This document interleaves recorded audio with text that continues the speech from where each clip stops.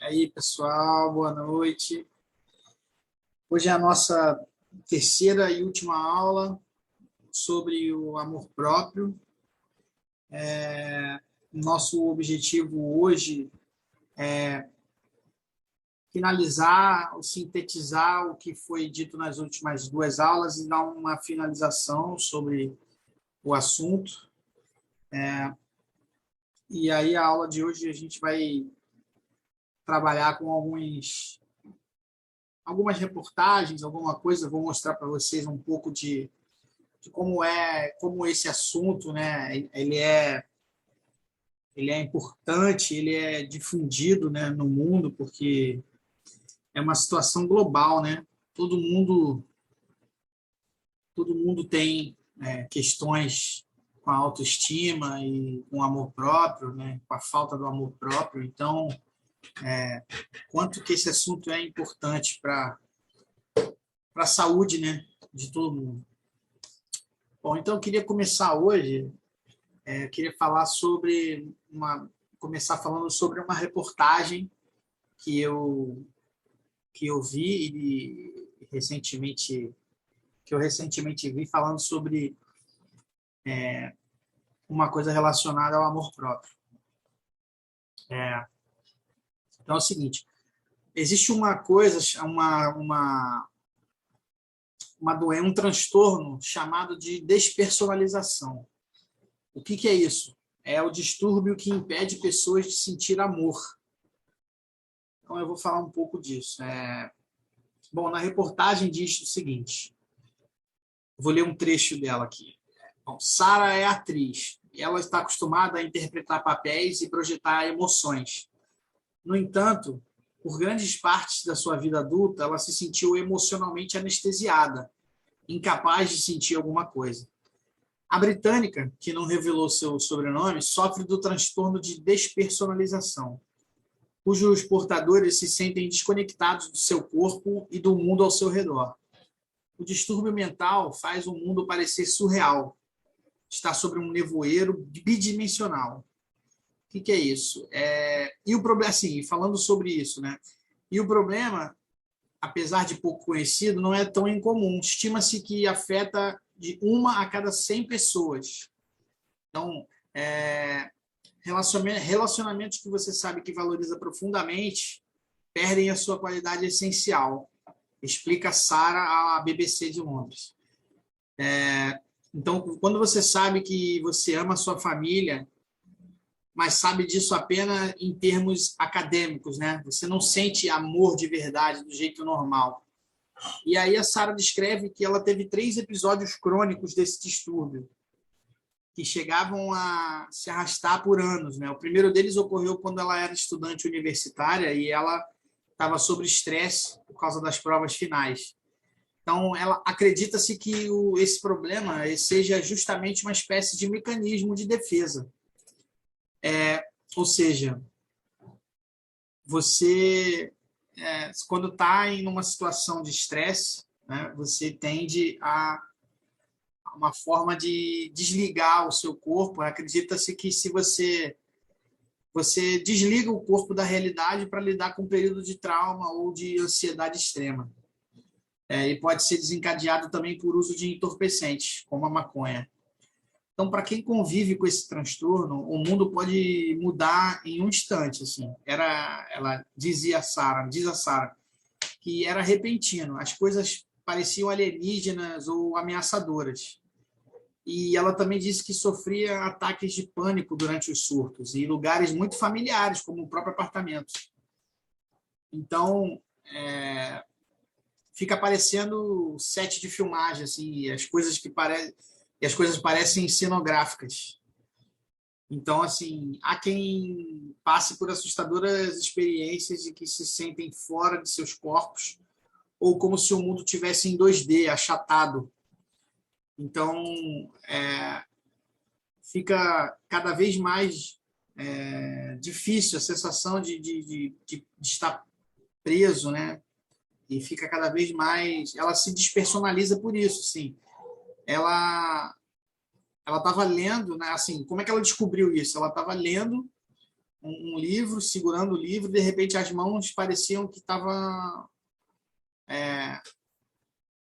fora não estava no lugar, né? Ela sentia uma espécie de separação entre o mundo físico e a percepção, né, do corpo dela. Então por isso que ela tinha ela foi o primeiro momento que ela sentiu isso, né, que ela teve isso fisicamente. Oi, Dilene, boa noite.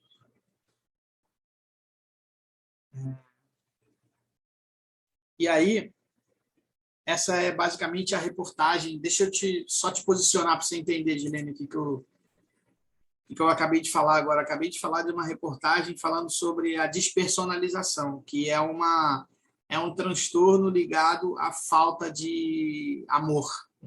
Falta de amor consigo e com as pessoas. Tá?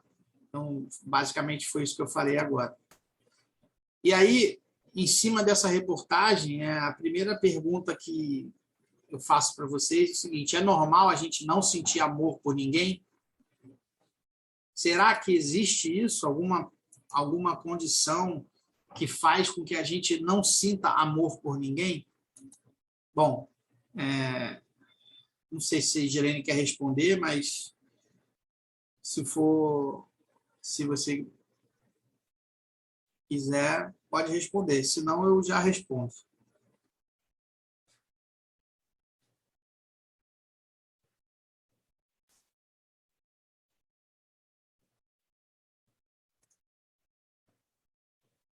Bom, então, respondendo a pergunta, normal não é, tá? Essa condição de não sentir, do ser humano não sentir amor por ninguém, não é normal, tá?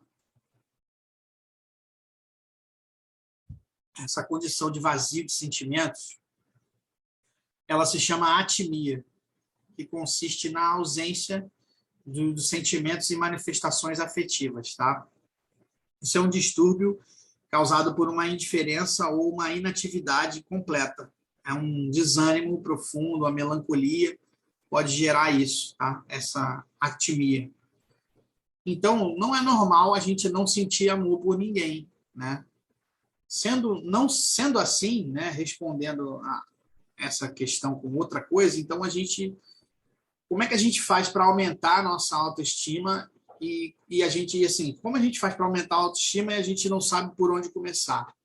Quais são os passos que a gente precisa dar para poder a gente elevar o nível da nossa autoestima de qualquer forma? Bom, é importante anotar que dificilmente uma pessoa sem saber estudar sobre o tema ou passar por uma avaliação especializada saiba reconhecer o seu próprio tipo de autoestima. Mas a gente pode tentar detectar isso de alguma forma. E aí, então, vou fazer algumas perguntas para vocês, quer dizer, para a Edilene. Se a Edilene puder responder, pode ser por escrito, tá? Alguma coisa assim, não precisa estar presente aí com a câmera ligada, tá? Mas aí eu vou fazer umas perguntas. Você desiste de algo antes de começar? Essa é a primeira pergunta. Segunda pergunta. Você costuma falar mal de você mesma constantemente? Terceira pergunta. Você se preocupa demais com a opinião dos outros?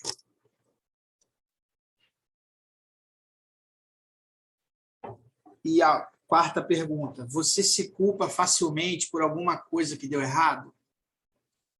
Então, respondendo essas perguntas, a gente já dá para saber se você tem os sinais, se você tem baixa estima ou, ou autoestima, ou uma estima, né, parecida. Não, tudo bem, sem problema, Dilene. Se você puder escrever aí, já tá ótimo. Então, assim, vou repetir as perguntas. Você desiste de algo antes de começar?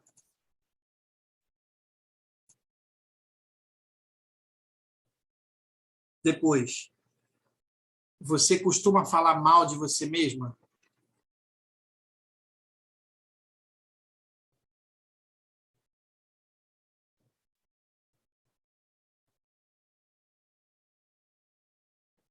Legal.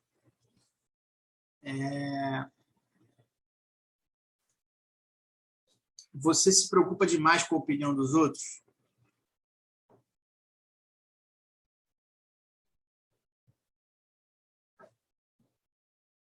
Legal. E a última pergunta é: você se culpa facilmente por algo que deu errado?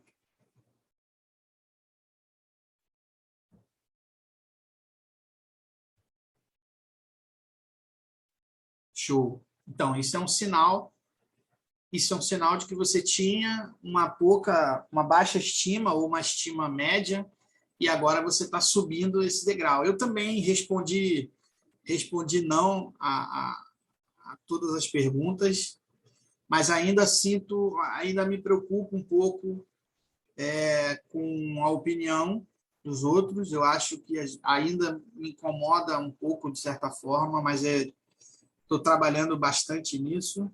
Em certos aspectos também, não em todos, tá? Mas ainda eu aprendi hoje, inclusive, uma lição muito importante que inclusive faz parte de uma das leis herméticas, né? Que fala que você não pode se ficar preso a nenhum extremo, né? Nem o extremo bom e nem o extremo ruim. Você tem que ficar no meio, né? Então, assim, a pessoa, eu estava até ouvindo o vídeo e a pessoa falou que deu um exemplo que eu consegui pegar essa informação bem legal, assim, falou de um youtuber. Nesse caso, quem tem superioridade, ele se enquadra, aí depende, se ele se sentir, se ele se destaca por alguma coisa, aí ele se sente bem com isso, tudo bem, mas se ele se sente superior só por uma questão de atitude, aí já é outra coisa, entendeu? Mas voltando ao que eu estava falando, que tem situações em que o youtuber, por exemplo, ele faz alguma postagem, alguma coisa, e, sei lá, dependendo do tamanho do público dele, né? Muita gente elogia e fala bem dele, e, enfim. E ele fica feliz com isso, é óbvio. Mas se 10, 20 pessoas naquele mesmo post falam alguma coisa mal, xingam ele, ou tratam ele mal, alguma coisa assim, ele fica triste, dependendo da situação, ele até, né, pode sofrer um pouco com isso, né, de ter alguma questão de se sentir, né, se desmerecer, né, se sentir desmerecido. Então, assim, nesse caso, as duas situações são extremas, né? O elogio e a crítica.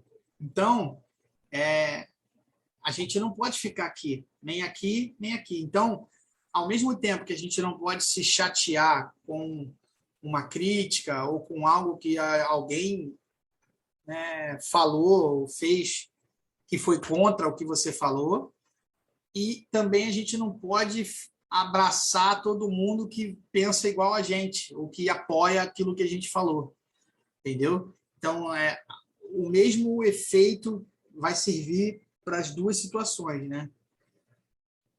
Exato, exatamente. A nossa, então, mas é por isso que essa lei é importante, que é essa situação de você não ficar nos extremos, entendeu? Então, assim, é bem sério isso, porque muita gente acha que só porque só porque a gente tem essa questão de ficar nos extremos, né? A vibração, essa lei, agora que eu me lembrei aqui, a lei da vibração, que é exatamente essa, de você ter a questão de você sabe, se não poder estar nem muito para um lado e nem muito para o outro. Estava querendo lembrar aqui. Então, assim, a gente tem que trabalhar isso, sabe, para que a gente... Desculpa, falei vibração é polaridade, que é a lei dos extremos, né? Tudo tem o seu oposto. Então, se a gente ficar em cima de uma coisa achando que aquilo vai ser a referência para a gente, tanto para um lado bom, para o lado ruim, a gente está fora dessa lei. A gente tem que estar sempre no equilíbrio, né? Não pode ser muito positivo e nem pode ser muito negativo.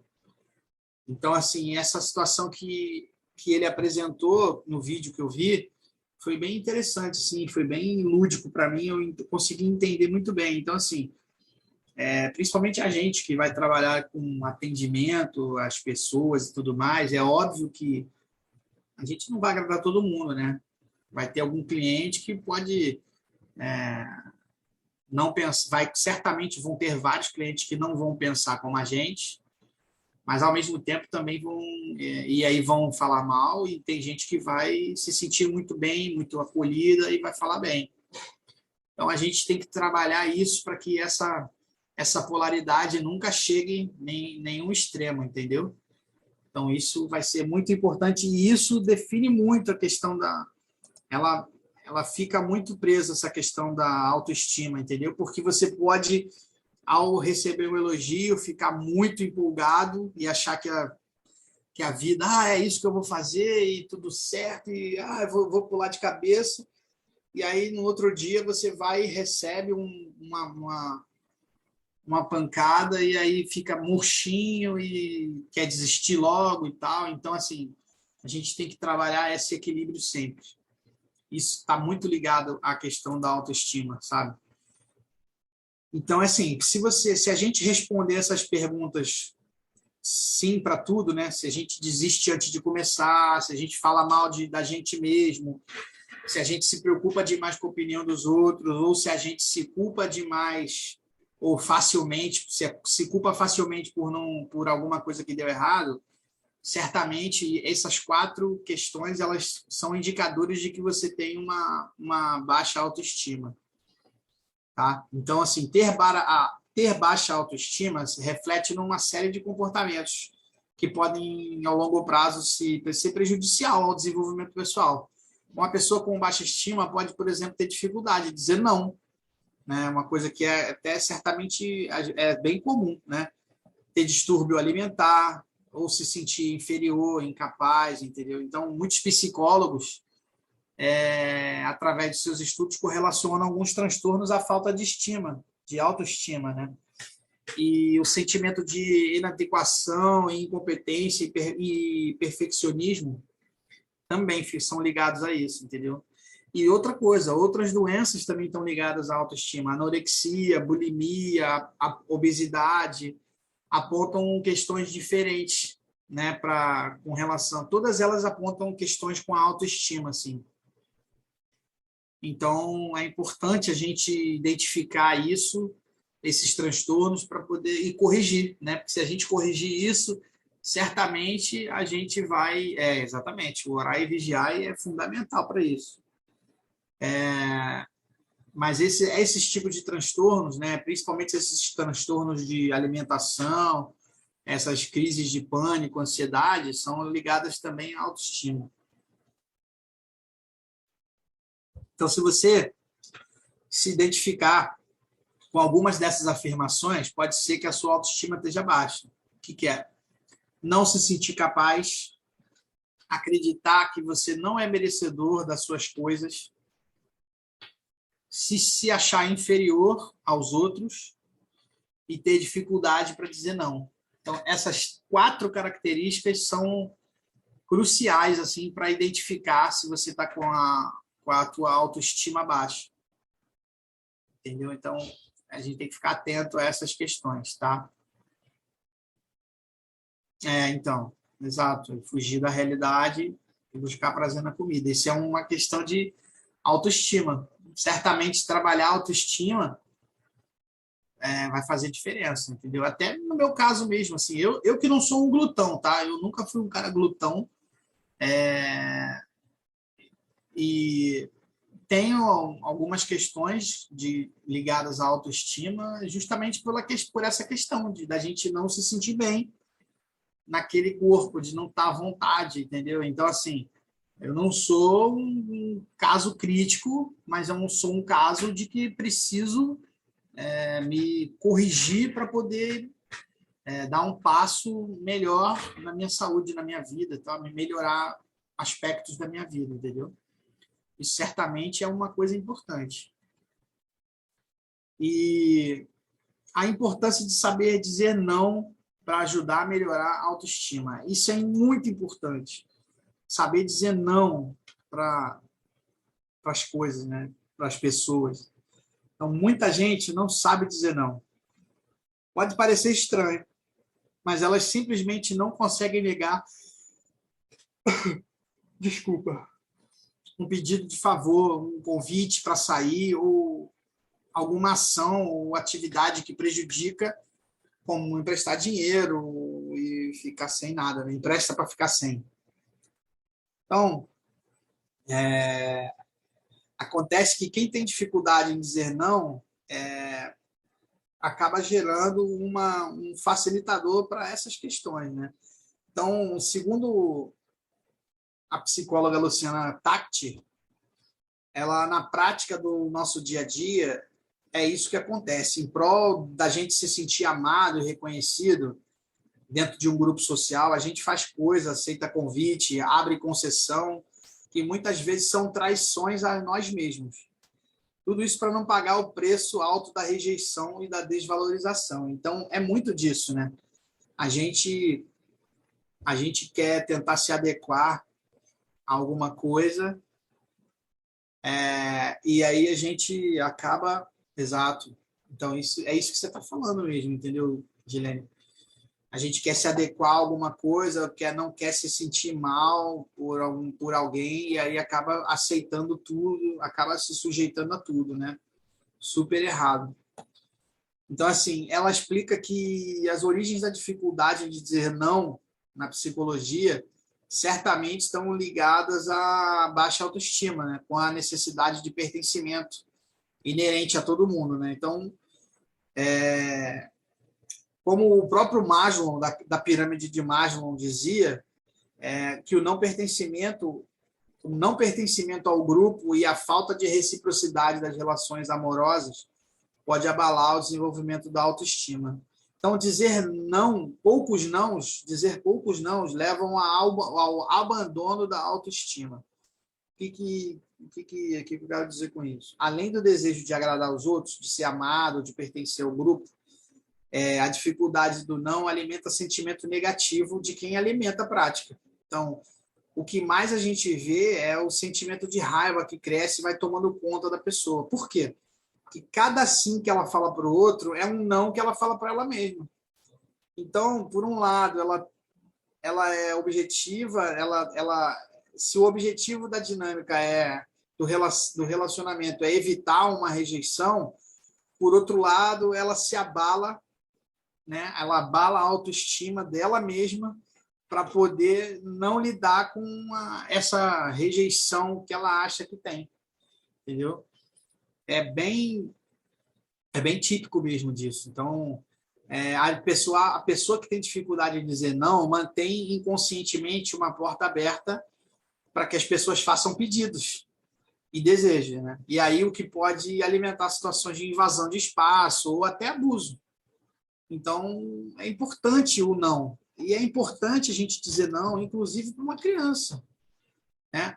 A gente ouve aí, eu pelo menos já ouvi bastante de pessoas conceituadas falarem que o não é importante para a criança. A criança precisa entender e aí ela vai virar um adulto que já com esse entendimento, né? O não é um fator que frustra mesmo a criança e essa frustração da criança ela traz essa questão da, da incapacidade, né? De você falar que, pô, não, caramba, então por que a pessoa me deu não? Aí você fica com aquilo na cabeça, aquilo vai te dar uma traumatizada, mas ao mesmo tempo, vai te fortalecer lá na frente, porque você vai ouvir outros nãos das pessoas e da vida, né? As coisas vão acontecer, algumas portas vão fechar e algumas pessoas vão dizer não para você. E esse não que você está tomando hoje vai ser o que você vai fazer você aprender a ouvir os outros nãos aí da vida, né? Que a vida certamente vai fazer. Então, assim, quem tem dificuldade, como a gente pode dizer mais não? Tem um exercício prático para isso. Quem tem dificuldade com a prática do não, sempre chega no fim do dia com a conta perdida de quantos sims ele já deu, né? Você já deu. Então, já saíram da sua boca milhares de sims sem você ter ao menos a ideia de que você fez isso, de que você falou isso. Então, é importante que você faça, que você trabalhe essa presença, né? E essa presença, o exercício hoje que a gente pode dizer que é considerado um dos melhores é o exercício do mindfulness, que é um método de atenção plena, né? E de meditação que pode te ajudar no processo. Então, boa noite, Vanessa. É importante a gente trabalhar com isso para que a gente consiga aprender a dizer não, porque esses nãos certamente vão te tirar algumas preocupações que você tem ao longo da vida por ter dito sim. Então, a gente tem uns exercícios. Deixa eu só pontuar aqui para você, Vanessa. É o mindfulness. Deixa eu escrever aqui, Edilene. Mindfulness.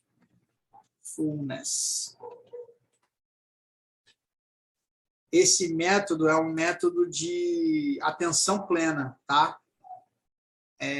Chamado de método de atenção plena e meditação. Então, você vai trabalhar com as duas coisas. Meditação, atenção plena e meditação. Mas, só para pontuar, Vanessa, eu estou falando sobre...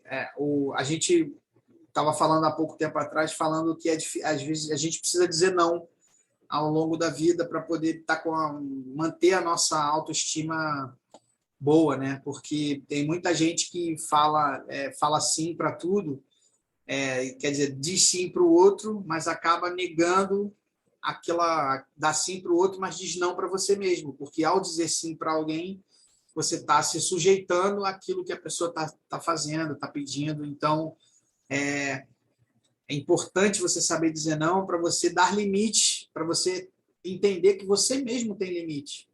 Então, às vezes você quer dizer sim para todo mundo, para agradar todo mundo, mas você está fazendo coisas além do que é o seu limite. Então, e cada um tem o seu limite. Tem gente que tolera algumas coisas e tem gente que não tolera. E aí a gente pode dar exemplos claros. Por exemplo, eu vou dar um exemplo meu de uma coisa que eu não tolero. Eu não sei se vocês... Normalmente meninas não fazem isso, mas quando eu era garoto, tinha uma brincadeira que todos os garotos do colégio faziam, que era deixava você andar, você ia andando na frente, ele vinha por trás e dava um totozinho no seu pé. E aí o seu pé batia no outro pé, e aí se você tivesse muito rápido, você caía, e se você tivesse lento, você tropeçava nos seus pés e às vezes bambeava e às vezes caía de joelho, às vezes não caía. Não sei se vocês faziam isso quando era criança, mas pois então, eu sempre odiei isso. E aí, quando chegou essa época de colégio, essas brincadeiras assim, maldade, claro, eu sempre avisava, gente, olha só, você pode xingar minha mãe, pode fazer o que for, não estou nem aí, mas não me dê um totozinho na hora que eu estiver andando, não me faça eu tropeçar em mim mesmo. Eu vou ficar muito chateado, vou arrumar confusão com vocês, eu não quero. E aí, graças a Deus, assim, eu tive 1 ou 2 casos disso e, assim, consegui, não tive problemas sérios com isso, mas porque eu tive a capacidade de avisar, assim, e isso, para mim, é uma coisa, assim, na época, era uma coisa extrema. Eu detesto, na verdade, eu sempre detestei cair sem necessidade, entendeu? A não ser, vamos me jogar de uma piscina, diferente, mas falando assim, alguém chegar e me empurrar ou alguma coisa assim, eu acho isso muito, para mim é muito agressivo. Não sei te dizer por quê, mas é uma coisa que eu sempre tive. Então esse é um limite que eu tenho, entendeu? Então assim, é melhor eu dizer que eu tenho um limite para que eu não estoure esse limite e depois eu não aconteça algo que passe do meu controle, né? Então cada um tem o seu. De repente você tem um limite para alguma coisa, é, e eu tenho o meu. E é assim que todo mundo é. Então, quando a gente diz sim para tudo, às vezes a gente ultrapassa esse limite. Então, é isso que eu estava querendo dizer sobre esse assunto. E aí, eu estava propondo agora uns exercícios práticos para a gente poder, para quem tem dificuldade de dizer não, para poder começar a dizer sim para as coisas, entendeu? Ou dizer não para realmente as coisas que de fato merecem ser ditas não. Então, segue alguns exercícios para que a gente possa, para que a gente seja possível iniciar uma rotina com mais nãos. Então, primeiro exercício, fazer um combinado consigo mesmo e se comprometer a falar não para mudar de hábito de falar sim. Então, o que é isso? É aquilo que eu falei. Exatamente o que você escreveu, Ednei. Temos valores que são inegociáveis. Então, a partir desse momento, você precisa identificar o que é limite para você. Vamos dar um exemplo de relacionamento. Talvez você não tenha problema nenhum se você tomar um tapa na cara de um namorado. Entendeu? Um exemplo. E tudo bem. É o teu limite, se você aguenta mais que isso, ou se você gosta, enfim, tudo bem. Mas se você não gosta, você precisa definir esse limite logo, principalmente num relacionamento novo, né? Então, assim, mulheres que sofrem violência, muitas vezes ficam comedidas de falar, porque, né, sentem medo e tudo mais. Mas antes de acontecer, se houver um diálogo aberto, alguma coisa que seja, né, esclarecida nesse sentido, pode acontecer de você chegar e falar, olha, poxa, esse aqui é um limite que eu não aceito isso. Isso aqui é inegociável para mim. Como tem homens também que gostam de serem humilhados, entendeu? E aí, tudo bem também, se o cara tem o hábito de gostar de ser humilhado e tal, mas quem não gosta, e tenho até um exemplo pessoal nisso, já tive uma namorada que era uma ninfomaníaca.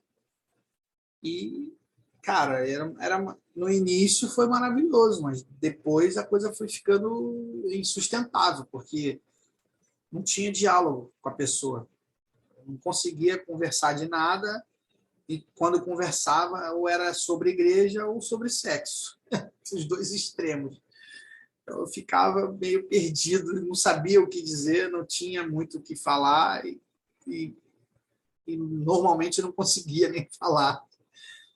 E aí chegou num limite para mim. Então eu cheguei e falei, cara, olha só, não dá para mim, porque eu não aguento. Não é que eu não aguente o ato. Tudo bem, chega a certo ponto que realmente você até fica enjoado, meio que fica meio desgasta, né? Mas não era só por isso, era por outras questões. Não havia diálogo, não havia o entendimento. Eu não consegui conhecer a pessoa porque eu só tinha dois assuntos para falar. A pessoa só tinha dois assuntos para falar, e não mudava o disco. E isso era uma coisa que estourava todos os meus limites, entendeu? E aí eu falei, não, calma aí, chega. Pelo amor de Deus, eu não quero. Ah, não tinha. Era tudo mecanizado, exatamente. Então, o primeiro exercício é fazer um combinado com você mesma e se comprometer a falar não para as coisas que você tem hábito de dizer sim. Isso se você já diz, né? Outra, ter clareza de que é realmente significativo para você, quais são suas prioridades e suas metas. Então, o que é isso? É você, de fato, entender o que você quer para você, qual é o teu limite, o que você tem de objetivo, né? Para você conseguir.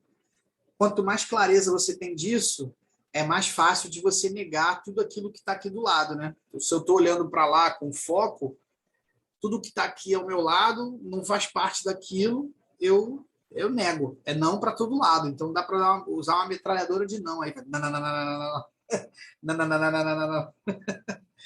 É bem assim. Outra coisa, treine a utilizar argumentos verdadeiros para mostrar para os outros que existe um sentido para a escolha que você faz. Isso também vai contribuir com a sua gestão da sua ansiedade. O que é isso? Quando você for explicar para a pessoa que você tem uma meta, um objetivo e que você não pode sair do foco, seja claro o objetivo. Olha, Abelardo, eu quero daqui a 5 anos, eu quero, sabe, sei lá, morar fora do Brasil e assim, não, nada vai me fazer mudar disso. Esse é o meu objetivo e se você ficar me atrapalhando, vou jogar você para escanteio, entendeu? Ou você encara comigo isso, ou você pula fora. Então, assim, ter objetivos, ter metas, coisas definidas, vão ajudar você a ser seletivo e certamente vai ajudar você a dizer não. E também vai contribuir com a sua ansiedade, né? Porque você está falando a verdade de você mesmo. Então você não precisa mentir, não precisa fazer uma cena para poder dizer uma coisa que está dentro de você. Você só está botando para fora, né?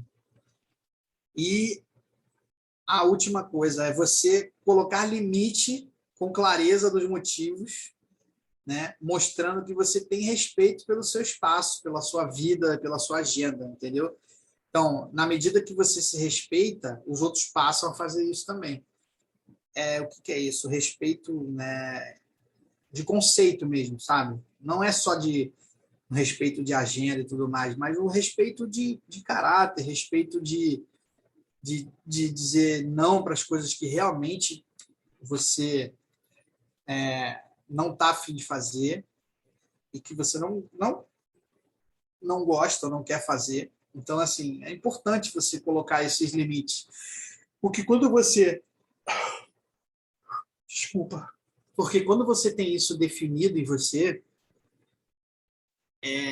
os outros vão perceber que você tem, sabe, limites, que você tem caráter, que você é uma pessoa honesta com você mesma e certamente ela vai ver você como uma referência e vai respeitar você. Então é isso, tá? Esses são os princípios para você ter um exercício prático de como você consegue dizer sim para as coisas, né? Praticar o não e dizer sim através desse método de atenção plena, que é o mindfulness, entendeu? Você trabalhar isso em você mesmo, olhar para dentro e ver as coisas que os seus parâmetros, sabe, as suas normas e normativas que você aprendeu com seus pais, para você poder passar isso para quem está com você.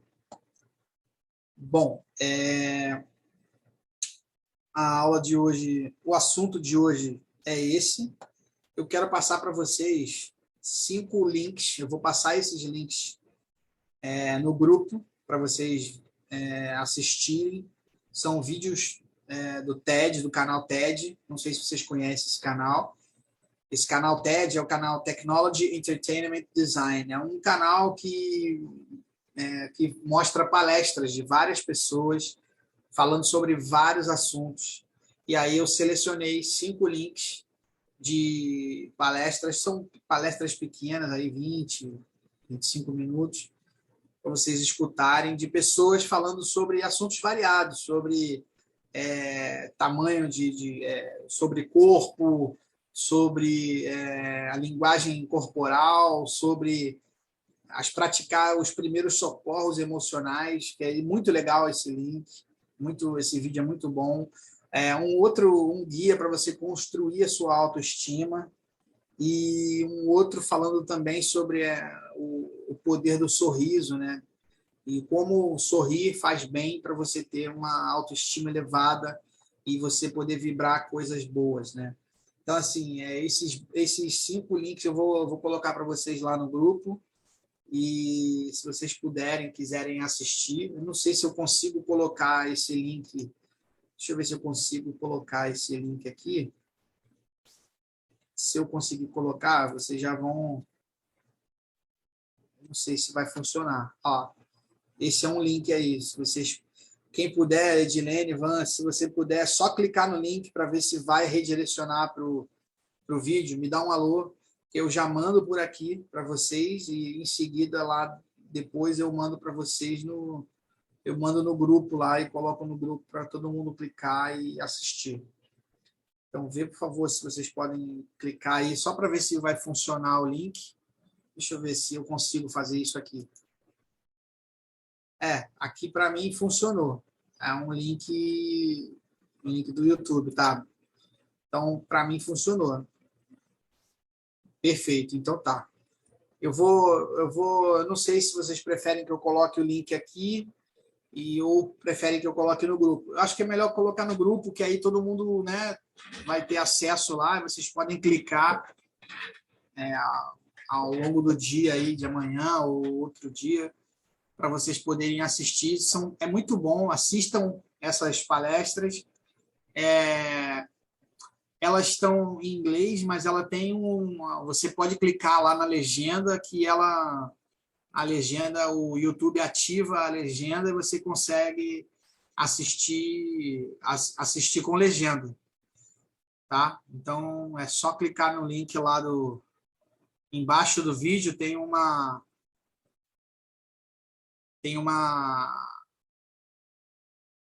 botãozinho de legenda, você pode assistir. Tem a legenda em inglês e tem legenda, deixa eu ver se tem legenda, deixa eu ver se tem legenda em português. Eu acho que esse aqui, o primeiro, não tem. Mas os outros é só clicar lá e dar uma conferida. Vale a pena vocês verem os links. E é isso, tá bom? Essa aula de hoje foi um pouquinho mais curta, porque já era o finalzinho de todo o conteúdo que a gente já tinha separado. Queria agradecer vocês, Vanessa e Edilene, o pessoal da Casa Marras, aí, se estiver ouvindo, a presença. E a gente, na semana que vem, já tem um conteúdo aí fresco. Eu já estou bolando aqui, já selecionei alguns conteúdos já para as próximas semanas e vamos trabalhar esses conteúdos aí para a gente poder continuar toda essa dinâmica das aulas, tá bom? Gente, fiquem bem, fiquem com Deus e a gente se vê aí brevemente, tá bom? Gratidão e até mais.